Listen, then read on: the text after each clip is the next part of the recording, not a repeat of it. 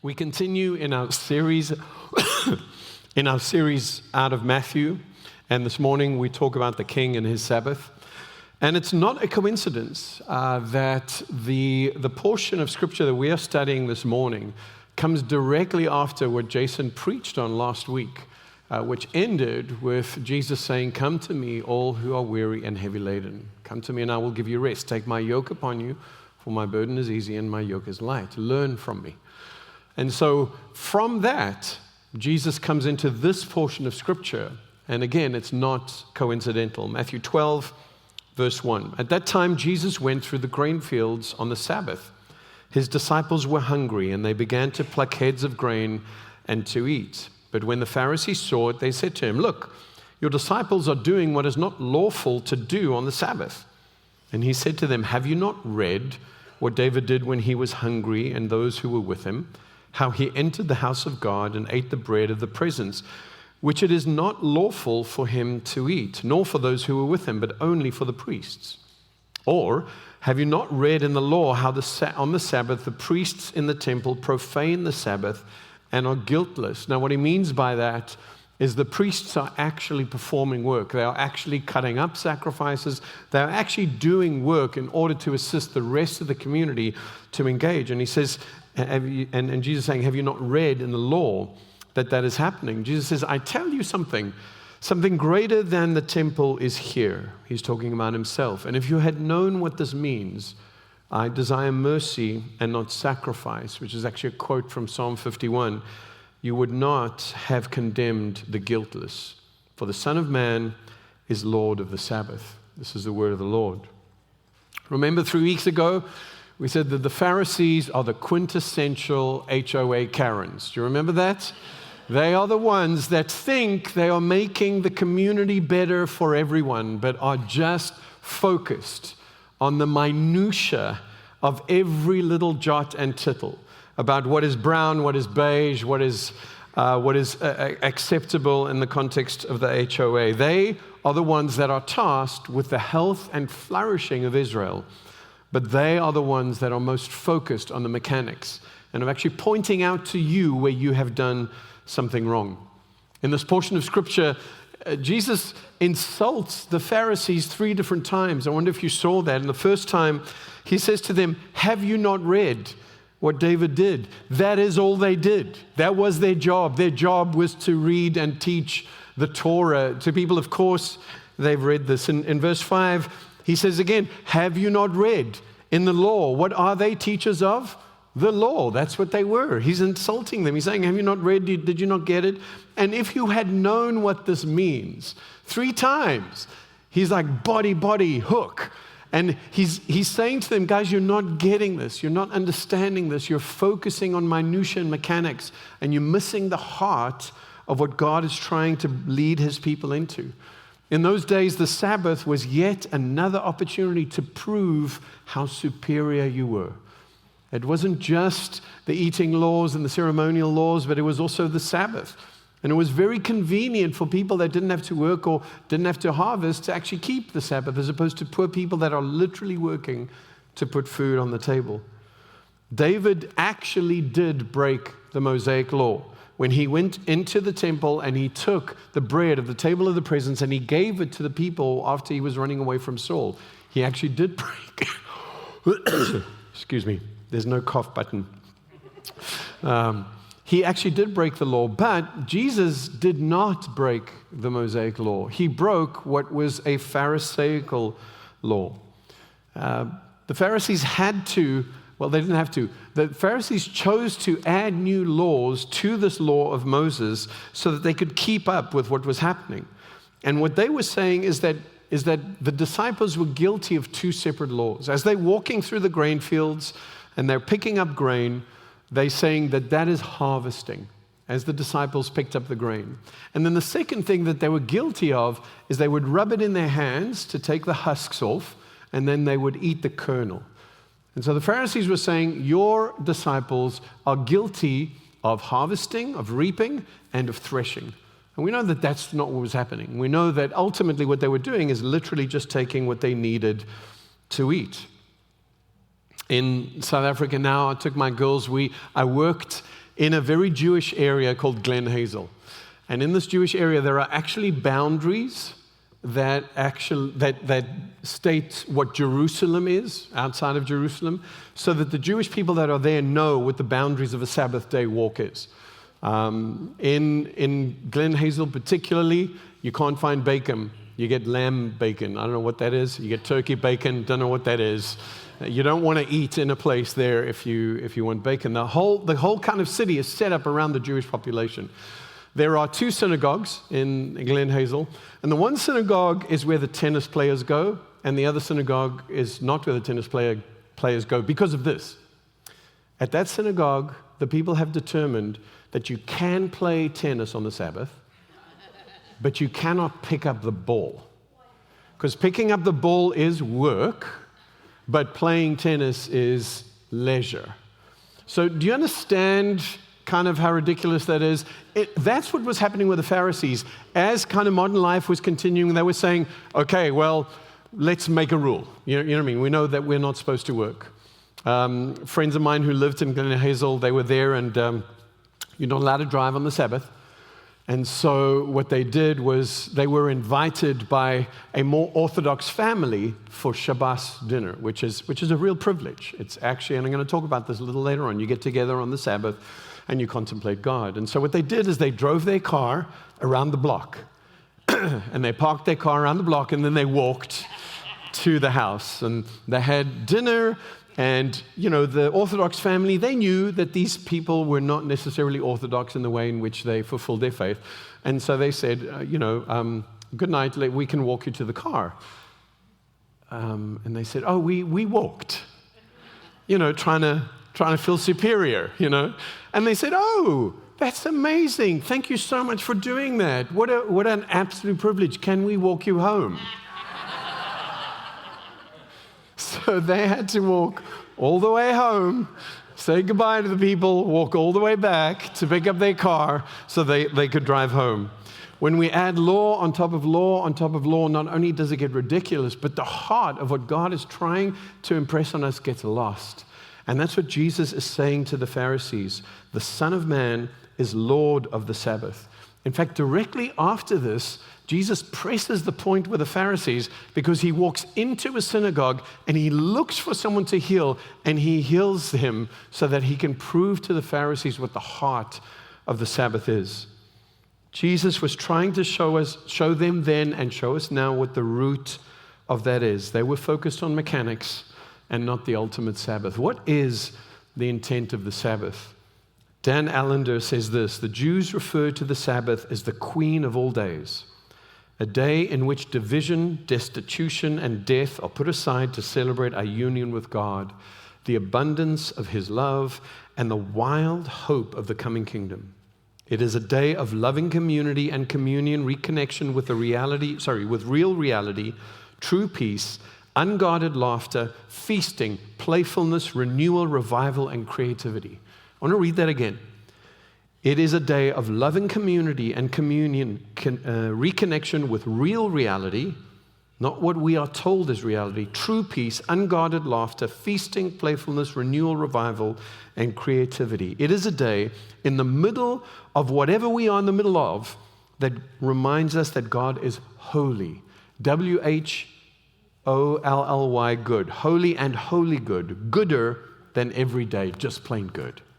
The Sabbath is one of the most profound tastes of grace. Back then, it was a time of rest, remembrance, separation, and delight. God created the Sabbath for us. The rhythm of the Sabbath aligns with the way that God has created everything. Seasons, cycles, sunrise, sunset, seasons of weather, seasons of harvest, of threshing, even cycles in your body. Everything is created with rhythms. In Genesis 2, verse 1, it says, thus the heavens and the earth and all the host of them were finished.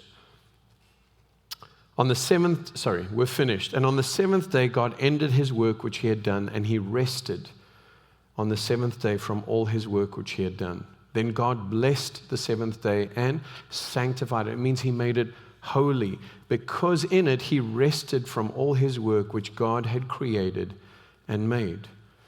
God did not rest because he was tired. God doesn't get tired. God rested to model to us something of how we tackle the week that is ahead. And the way in which we tackle that is to rest, remember, separate, and delight in him so that we have the power and energy to go into the new week knowing that we are called, knowing that we've been sanctified by him, knowing that we live a purposeful life. Into the law, God also embedded the fact that the land itself has to rest. But God stated in the law of Moses that you are to plow a field for 6 years, and then on the 7th year you need to let it lie fallow. And any person in agriculture will tell you that it is necessary for all those nutrients to kind of regrow, because you can't just keep using the same plot of land. Even into the land, the Sabbath is a reality. It was important to the Jewish people mainly because it was a distinguishing mark of Israel. It was something no other culture or race did then. And we actually set a day aside to not work. When we were in Spain, we were doing the Camino Santiago. It was quite weird arriving at a little town at 2 o'clock and no one is doing anything. They have shut down for their siesta. It was also equally weird to go for dinner at 9. I loved it, Corin hated it, But what it did is it's a distinguishing mark. It's like, no, this is what we do. We take a rest, and at rest, it defines them. The Hebrew word for rest is better translated joyous repose, tranquility, and delight. It's such a rich, full word rather than just saying rest. I think part of the challenge is that we understand that we are not enslaved to the law, but unfortunately we are enslaved to the way in which this world operates. And Jesus is wanting to bring us freedom. I've chatted with my wife and she said to me, I don't understand preschoolers, because if someone told me this is time to eat and this is time to sleep, I'd be all about it. Just tell me when I can sleep. And those of you that have preschoolers, you know that rest is good for your child. You know that it's important, and you know they fight it, right? And you know how miserable they get, and therefore how miserable you become when they fight the idea that they need rest, because they are convinced that they don't. And we, as adults, are the same. We are convinced that we don't, and we get miserable, and we make the people around us miserable, because we don't submit to the pattern that God has set.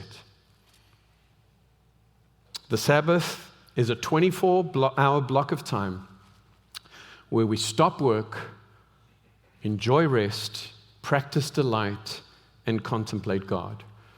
This is Pete Scazzero, who had these 4 steps in his book. And those of you that follow John Mark Comer, this is basically the same stuff, maybe with different words. Stop work, enjoy rest, practice delight, and contemplate God. But before we get into how we do that, maybe we should look at some of the reasons we don't practice the Sabbath. I think the main reason is that we don't recognize that we are enslaved. Wow, Nick, that's a bold statement.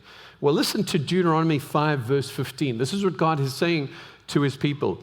You shall remember that you were a slave in the land of Egypt. Therefore, the Lord your God commanded you to keep the Sabbath day. Do you see the connection between that?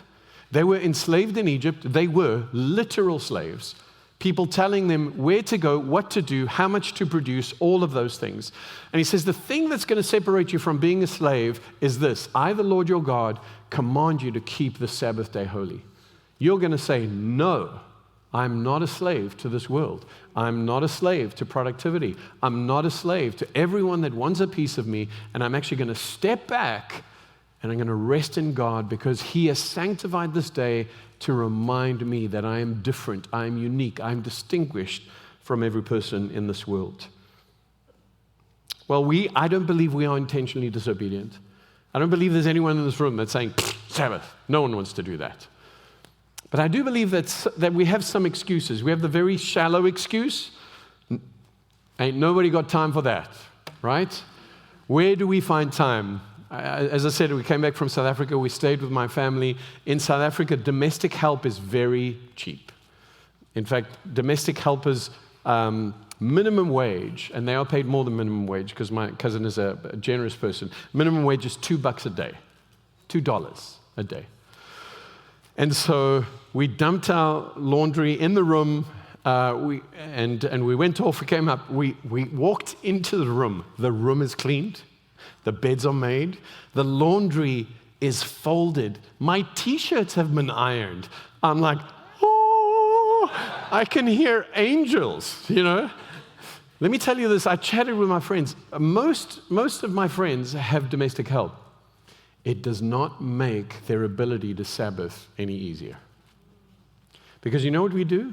We harvest all the way to the edges. Unlike what God said, harvest it, never mind, that's a whole other thing. What we do is whatever time we save with those things, we actually just focus that time on ourselves. I don't know the time. Well, this is for lazy, idle, and selfish people. Come on, we live in the States.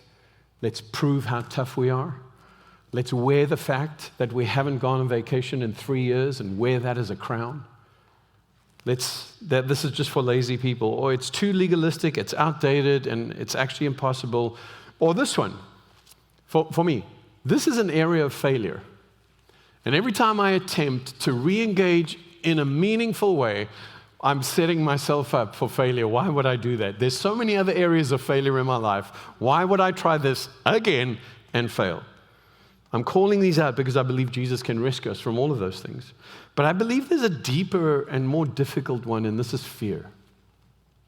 Because I think what happens is the Sabbath is an invitation to regularly examine who you are, what you're doing, and why you're doing it.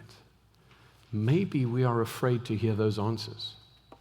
Maybe if we say, every 6 days, I'm going to have an opportunity to come before my Father and say, who am I? Why am I the way that I am? What am I doing it? And why am I doing this for? If we allow space in our week to answer those questions, the answer might be a little terrifying. And so let's just not ask those questions. This area is an area where I have regressed.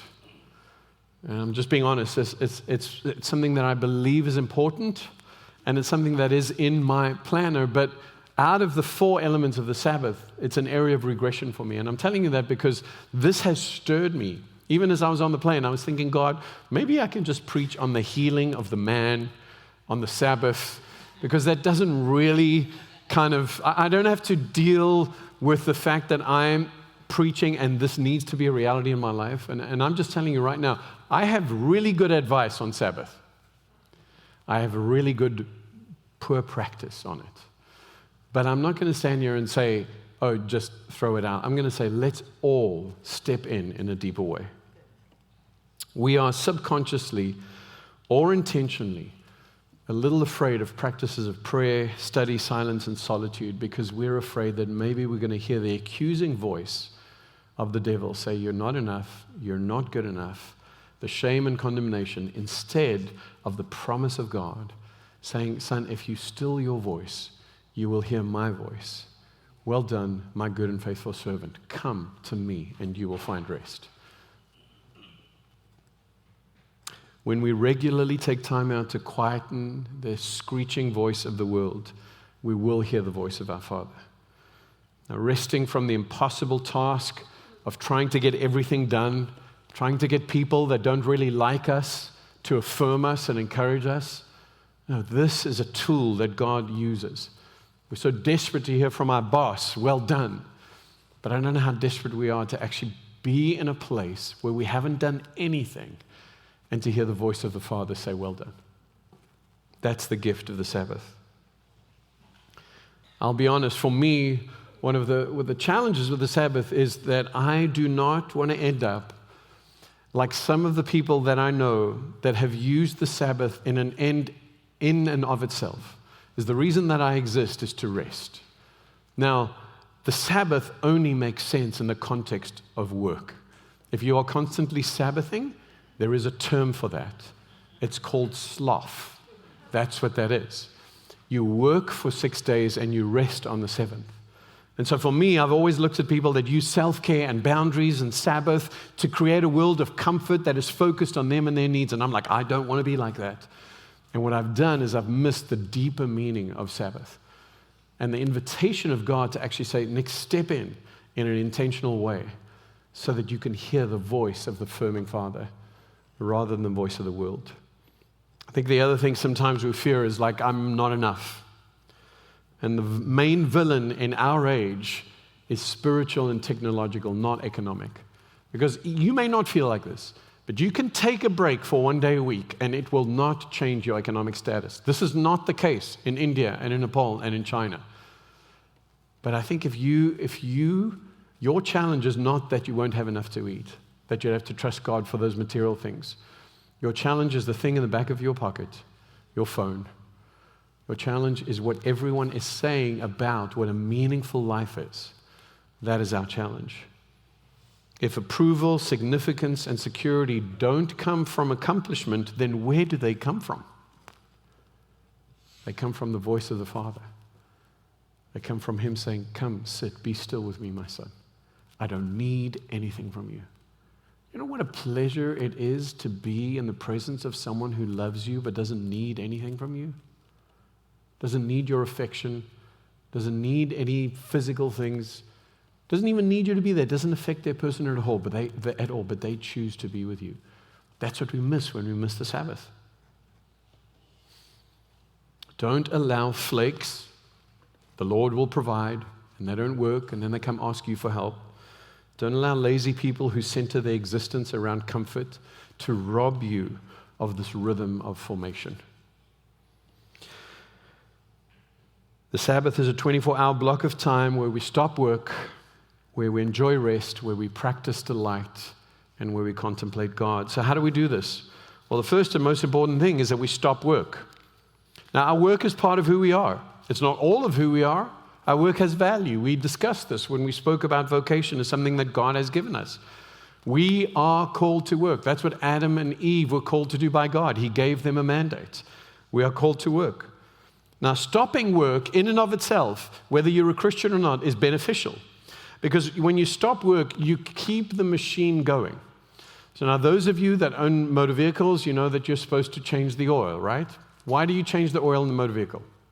To keep it running. Do you care about the car? Not necessarily. Do you want to make a deeper connection with the car? Not necessarily. Do you want the car to know how much you love the car? No. You are doing it for one reason and one reason only. You are stopping and changing the oil in order to make that car go longer. Part of our problem with the Sabbath is that we do that with ourselves. We're like, okay, I'll stop. Why? So that I can be more productive and I can be more efficient and I can have more energy to do what I want to do with the rest of my time. No, that's not why we stop work. We stop work because it is the way that God designed the Sabbath. You stop first. The Sabbath is not a day off. It is a necessary element of it, but it's not complete. In fact, Eugene Peterson said this. Eugene Peterson called the concept of a day off as a Sabbath as a bastard Sabbath. He said it's part of it, but it's not born by God. And so a day off is not in and of itself sufficient. You stop all work, paid work and unpaid work.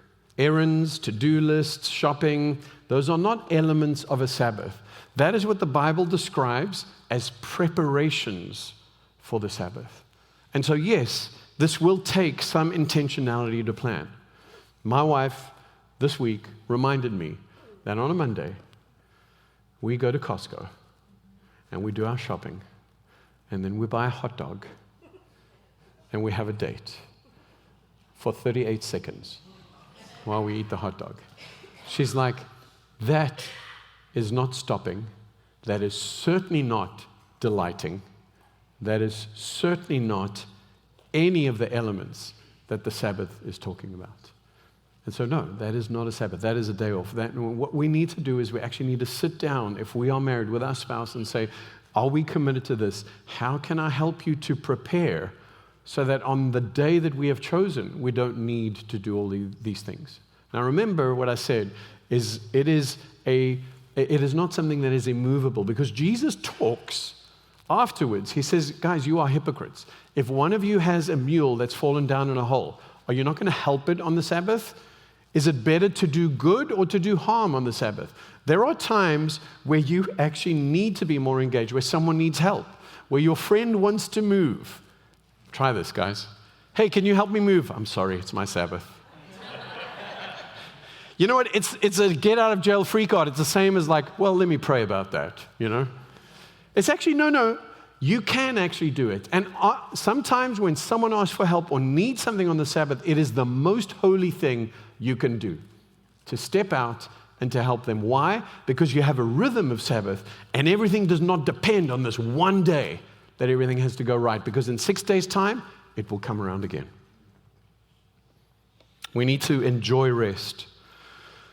We stop work, paid work and unpaid work. We need to enjoy rest. And the battle here is physical, spiritual, and emotional, because we have trained our bodies, our minds, and our spirits that when you think about this, the level of stress, anxiety, and discomfort, even now as you think about, like, how is this going to work?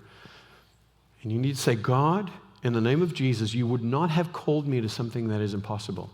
And just like everything else, I need you to lead me in what it means to stop work, to enjoy rest, to practice delight, and to contemplate you.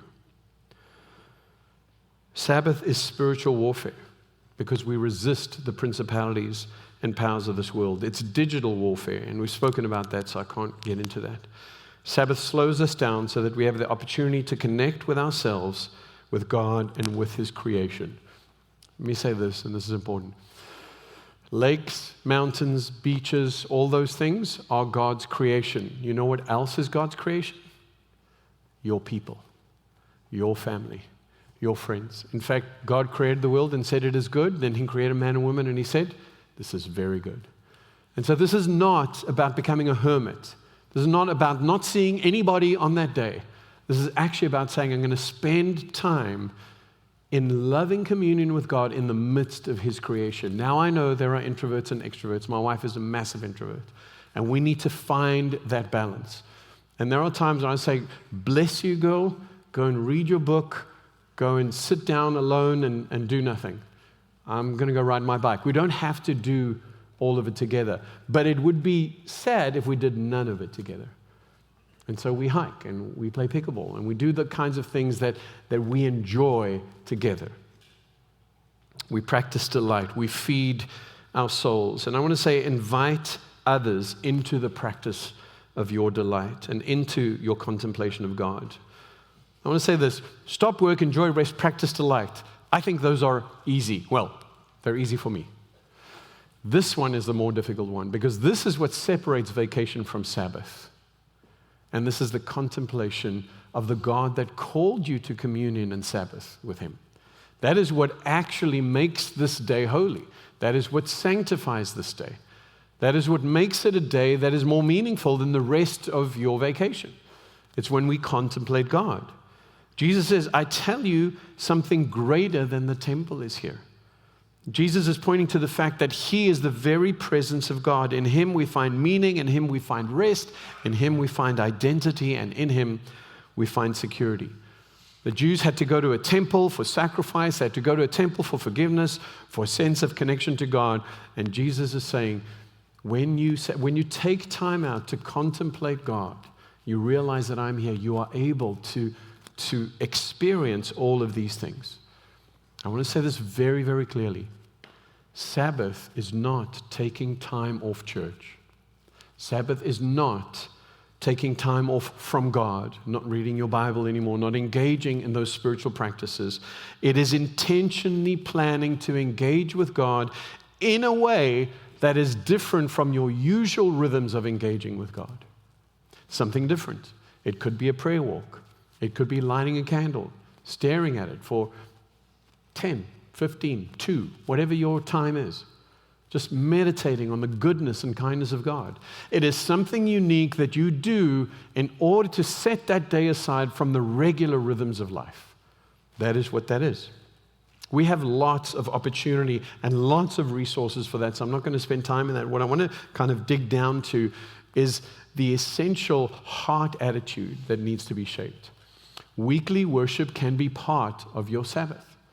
Inviting someone into your home for a meal can be part of your Sabbath. Doing good can be part of the Sabbath, where you serve, you heal, you rescue, you restore someone, can be part of your Sabbath. And the more intentional we are, the easier it becomes for us to allow the pressure to kind of edge in the Sabbath, and then the next week to actually say, no, we're going to do what God has called us to do. I want to say this. Part of the challenge is legalism and license. And in Colossians 2, verse 16, it says this. Let no one judge you in food or drink, or in regarding a festival or new moons or Sabbaths, which are a shadow of things to come, but the substance is Christ. If you don't follow the Sabbath, is God going to be disappointed or displeased with you? God cannot be. If you're a follower of Jesus, the reality is this: there is nothing you can do that will make God love you more. There is nothing you can do that will make you love him less. There is an invitation of soul rest, of delight, of joy. And that's what God is saying, come and experience this with me. For those of us that are legalists, this can make us feel guilty. Am I doing this right? Am I not doing it right? What is going to happen? For those of us that are more prone to the license, is, well, Sabbath is about me. Bubble baths, chocolates, and red wine, none of which I really enjoy. So mimosas on a Sunday morning, the avoiding of all responsibilities. Ultimately, the day is for me. Didn't Jesus say that? That's not what Jesus said. Jesus said the Sabbath was made for man. And so, yes, the Sabbath was made for me, but it wasn't made for me to make my life. This is the challenge we have as a modern people. We feed our flesh on the Sabbath, not our souls. And so we binge on all sorts of things, whether it's food or whether it's Netflix or whether it's sport or whatever the issue is. And we feel like we've done something, and at the end of the week, we are more exhausted. Because the fourth element of this is something that we haven't really given ourselves to. And partly it's because we feel like, okay, no, this whatever makes me happy.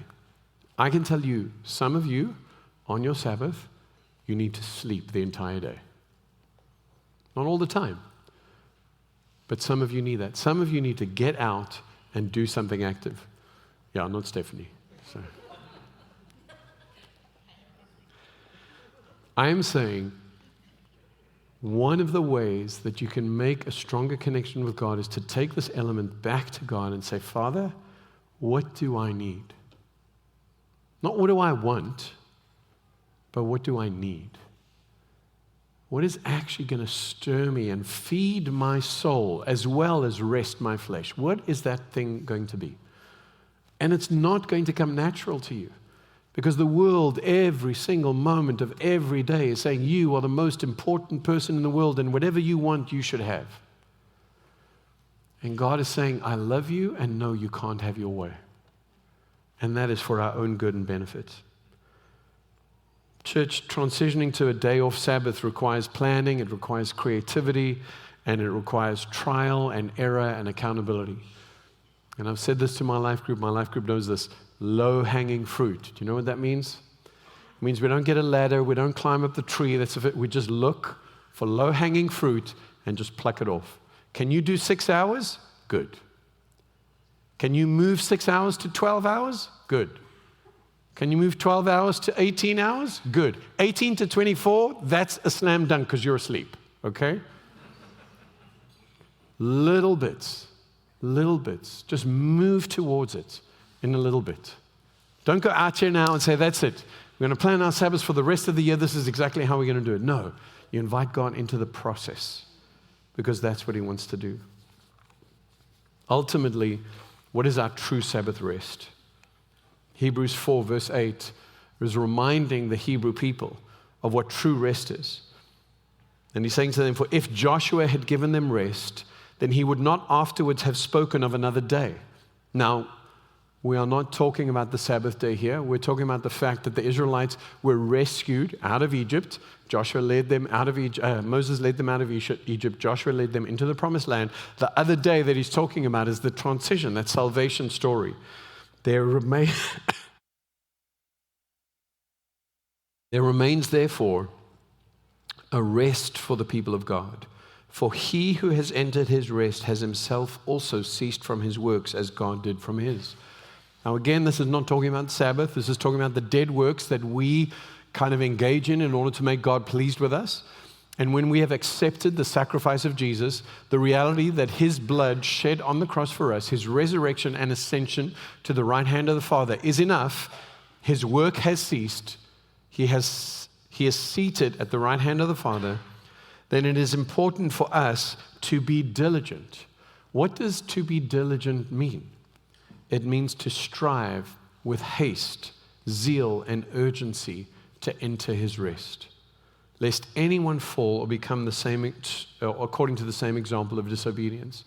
What the writer of Hebrews is saying, there is a Sabbath rest for the people of God, and that is only found in Jesus. Now remember the connection to Deuteronomy that we said at the beginning, that the reason that we don't participate in Sabbath is because we are still enslaved, or we think we are still slaves in Egypt. We are not. True Sabbath does not rest on our ability to keep the Sabbath. It is our submission to the reality that the Sabbath rest of God is Jesus Christ. And Jesus Christ leads us into the deep Sabbath of God. And that's who we pursue. What did Jason say last week? Come to me and I will give you rest. Don't come to me and you will be rested. Come to me and I will give you rest. And so we come to Jesus and he is the one that gives us that rest. Exodus 31 verse 13, you are to speak to the people of Israel. He's saying to Moses, above all you shall keep my Sabbaths, for this is a sign between me and you throughout your generations, that you may know that I, the Lord, what? Sanctify you.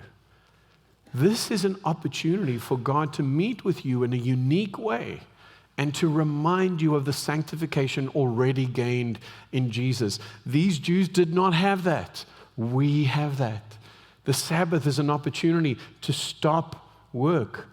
It's an opportunity to enjoy rest. It's an opportunity to practice delight and to contemplate the fact that we have entered the rest of God and have nothing to prove to anybody. Wow. What a privilege. What an honor. Even the Sabbath is a work that God performs on our behalf. All we need to do is submit to that work, and he has promised to fulfill it. Band, you can come up. Mercy Commons, we can rest because it's not our work. We can rest because our future, our hope, our joy, and our peace has already been secured. Jesus has secured that. If we never have another Sabbath, it's not going to change God's affection towards us. But if we never have another Sabbath, we discount an opportunity for God's tangible presence to remind us of our future hope, joy, and peace.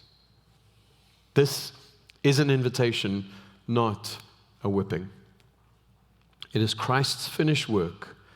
It is on the basis of his rescue that we can cease to prove ourselves to each other and to God and rest in the hope that has been purchased. If the Sabbath is to be kept holy, and remember, in the law, you could be stoned for not keeping the Sabbath. We don't approach the Sabbath with the same kind of intensity that we approach do not kill, do not commit adultery, do not steal. We cannot keep the true Sabbath until we are inwardly rested. And we cannot be inwardly rested until we have a relationship with Jesus. Because if you're not a follower of Jesus here, trying to align to these steps of the Sabbath is going to be meaningless. Because the point of the Sabbath is to set that time aside to remind you of who God is. And because of who God is and what he's done, he reminds you of who you are. The good news is you can make that decision this morning. And you can say, not only do I want to step into this rhythm of Sabbath, I want a true rest for my soul. I want to know that even though the world says you've got to do this and you've got to be that in order to be worthy, I know, God, that I am so worthy that your Son died on the cross for me. And as I accept that sacrifice, I get called into the ultimate rest of God. And I can then be one of those sons and daughters that rests with Him continually.